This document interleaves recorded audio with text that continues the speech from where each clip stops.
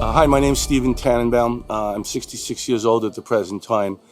Really, if you look at it a different way, I'm 10 years old because I had the great luck to survive a sudden cardiac arrest, which happened on May 6th of 2009. And I think about it every single day. It's a part of my fiber and who I am. And I realize how lucky I was to be in the right place at the right time. And I've also come to realize how important it is that saving people is a matter of preparation, education, awareness, and training, and not luck, as happened in my case. And I've kind of devoted my life to making sure that more people are saved because of that preparation. So back on May 6, 2009, I was playing softball. I had been at the cardiologist 3 weeks prior to that for a physical examination. I was told everything was fine, and away I went to play softball. So I remember walking out to the field in the third inning and playing third base and talking with one of my friends, and that's all I really remember. I don't remember the rest of what happened, other than I have a vague recollection of walking back to the dugout. But I've been told that I sat down in the dugout and keeled over. And this is where the luck component took over. There was a class at the public school that night, and parents were waiting to pick up their children. Some of my teammates started CPR, but didn't really know what they were doing. They were just banging on my chest. And I can tell you they were banging pretty hard because 4 months later I was still experiencing pain on my chest, which I was glad to experience. Anyway, when the children were being let out, two mothers in the parking lot in the back who were waiting to pick up their children heard what happened. One turned out to be a nurse, and another one turned out to be a retired EMT worker, two women, and they took over the CPR. And when the 911 call went out for a defibrillator, I've been told they got me within 3 to 5 minutes from the onset of the arrest. And I was shocked 3 times with the police defibrillator. And people who meet survivors always want to know two things. They want to know if we had an out-of-body experience, and they also want to know if we felt anything when we were shocked. So the answer to the first question is no, I did not see the tunnel or the light or anything like that. The answer to the second question, whether you felt anything or not, I do have an answer to, and I always tell people I felt gratitude because I know without that AED being there, I would not be here today. So in any event, I woke up in the ambulance, and they told me that I was a very lucky guy, and I still couldn't figure out why. I had just been playing third base, and now I'm in an ambulance, and I'm lucky. I couldn't figure out how I could possibly be lucky. So I woke up, and they told me I had just survived a cardiac arrest. I was one of the rare few people they'd ever seen respond to an out-of-hospital cardiac arrest. And I was taken into a local hospital. It turned out I had 2 blockages of the widowmaker artery, 99% and a 95% blockage of the widowmaker artery. And they started calling me the miracle man for having, survived that, and neurologically intact, fortunately as well. So they put 2 stents in me the next day, and I was home a day later. And a lot of the healing for cardiac arrest survivors is really not physical, it's mental or emotional. And you start trying to figure out what happened to you and why it happened to you. But you get past that and you start looking at the bigger picture. You start looking at how am I going to survive this? Can I get back to being who I was? So I immediately dedicated my immediate time to trying to get back to who I was, because that's the goal of all cardiac survivors, to become the same person they were before. But I learned a very valuable lesson. You can become a better person. And I've learned this from a lot of my colleagues at Parent Heart Watch who've lost children. And I've seen how they are the true survivors and how they've become stronger people for what they've been through. And I've tried to model myself after that. So shortly after my cardiac arrest, I met a woman named Karen Akampora who unfortunately lost a child to sudden cardiac arrest. And she changed my life. She motivated me. She redirected me. And instead of feeling sorry for myself, I came to look upon what happened to me as a life-changing event where I could make a difference in the world.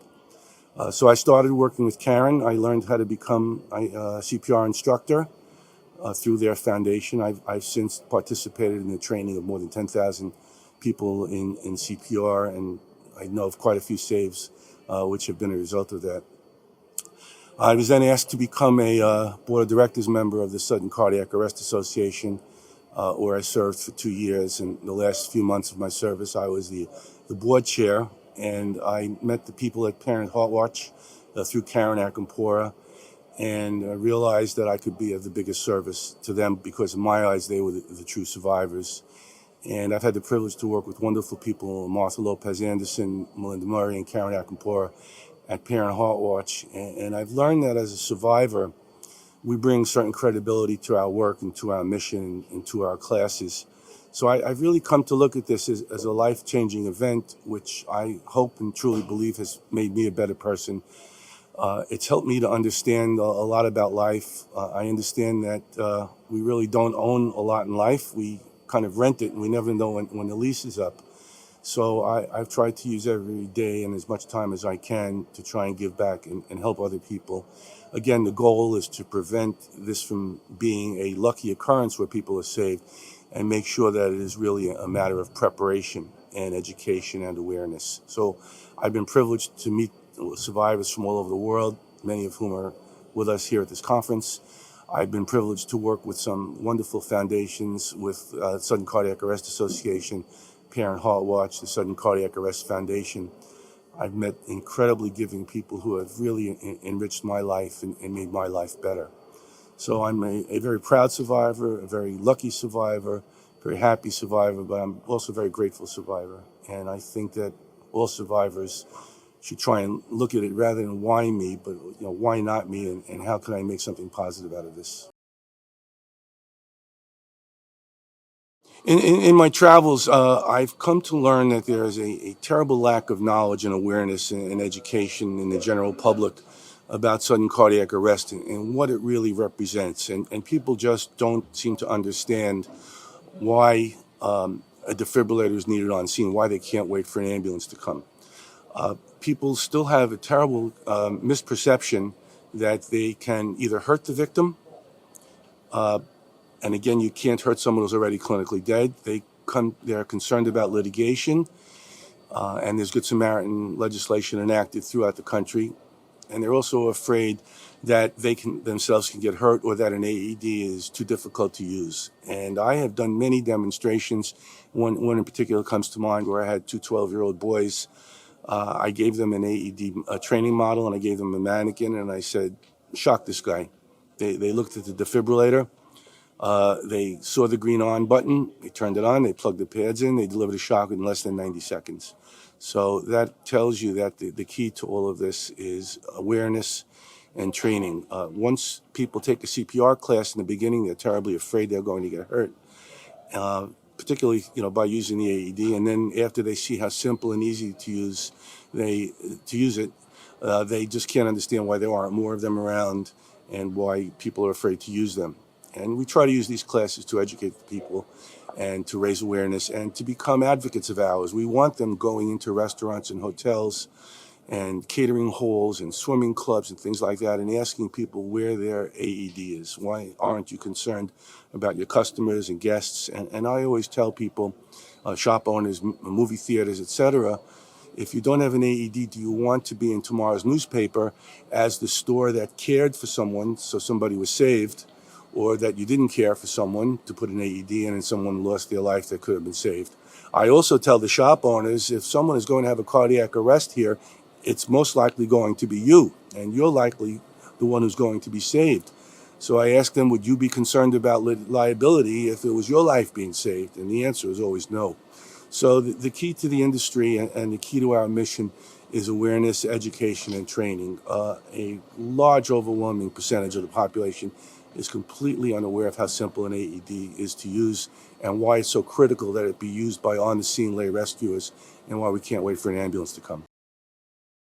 Okay, we need, in my opinion, we need more AEDs in more places. So research needs to be undertaken to determine where the population centers are, where people are most likely to congregate, the most visible places to place AEDs, but more importantly, to train the public how to use them. A lot of times AEDs can be threatening to people who don't know better. The signage needs to be improved so people aren't afraid to use them. A lot of them say to be used by trained responders only. The cases say that. and that scares off a lot of people. So we need more AEDs in more locations where the population is going to be. In terms of sporting events, we need them at sporting events, we need them at marathons, we need them at swim meets. We need them in all locations where people congregate on a regular basis. We also need them strategically placed, because if an AED is 5 minutes away, that really means it's 10 minutes away, because somebody needs to run 5 minutes to get it and then run 5 minutes back. And we all know the statistics, how you lose a 10% chance of life for every minute that goes by without CPR and defibrillation. So if 10 minutes go by, if there's an AED 5 minutes away, 10 minutes are going to go by, most people will die from that. So we need to spread the word and spread the availability of AEDs. So the public needs to understand that in no state in the country does the law require a bystander on the street to come to the aid of another person. But in order to encourage people to do so, every state in the country and on a federal level, there has been Good Samaritan legislation enacted. So the purpose of this Good Samaritan legislation is to encourage people to undertake a duty to try and help somebody and give them indemnity or protection from liability. So generally, if there is an out-of-hospital arrest and the person who's the rescuer did not cause the arrest, let's say by an auto accident or something like that, the law gives that person, as a lay rescuer out of the hospital, an implied consent of the victim to render assistance that's necessary. That includes the use of an AED. So the laws from state to state vary. But the most important thing that people need to know is, even if you do something wrong, in most cases the law will protect you. But secondly, in every state, it would have to be proven that you did something through the use of an AED to cause injury or death to somebody. So it's very important to understand that someone who has had a cardiac arrest is clinically dead, and you cannot cause any harm or injury to someone who's clinically dead. You can only help them. So we encourage people to understand Good Samaritan legislation. I have been teaching CPR now for 10 years, and I told you somewhere in the area of 10,000 students. I always give a guarantee as an attorney that if they render CPR or use an AED with somebody, and if they get sued, I will defend them. And I'm so sure they're not going to get sued that I tell them I'll do it for free. And so far, I've gotten no business out of this. So my advice is to go ahead, save a life, the law will protect you.